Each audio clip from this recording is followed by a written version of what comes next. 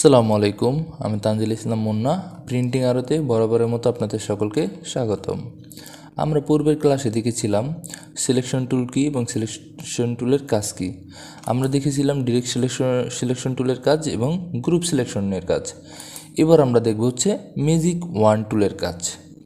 মূলত magic one টুলের কাজ হচ্ছে আপনি যখন স্পেসিফিক কোনো কালারের উপরে, ধরুন আমি ব্লু যে কালারটা আছে কালারের উপরে যদি আমি সিলেক্ট করি, তাহলে এখানে থাকা যত ব্লু কালার আছে ও প্রত্যেকটা ব্লু কালারকে ও সিলেক্ট করে ফেলবে।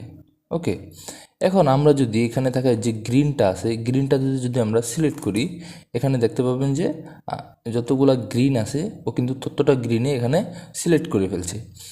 প্রত্যেকটা গ্রিনে সিলেক্ট করার পরে যখন সিলেক্ট করবে তখন আপনারা চাইলে এখন এটিকে আপনারা কালার পরিবর্তন করে কাস্টমাইজেশন করতে পারবেন নিজের মতো করে। ওকে, তো ম্যাজিক ওয়ান টুলের কাজ মূলত এইটাই যে আপনি একটি শেপের উপরে বা একটি কালারের উপরে যখন আপনি ওটিকে ক্লিক করবেন বা ওটিকে আপনি সিলেক্ট করবেন, যে কালারটির উপরে আপনি সিলেক্ট করবেন ওই কালারটা ওই আপনার ডকুমেন্টের ভিতরে যত জায়গায় আছে ও তত জায়গায় আপনার সিলেক্ট করে ফেলবে। এখন দেখুন আমি যে পিঙ্ক কালারটার মধ্যে যদি আমি সিলেক্ট করি, ও কিন্তু আপনার এখানে থাকা যত জায়গায় পিঙ্ক কালার আছে ও কিন্তু সব জায়গায় ও কি সিলেক্ট করে ফেলবে।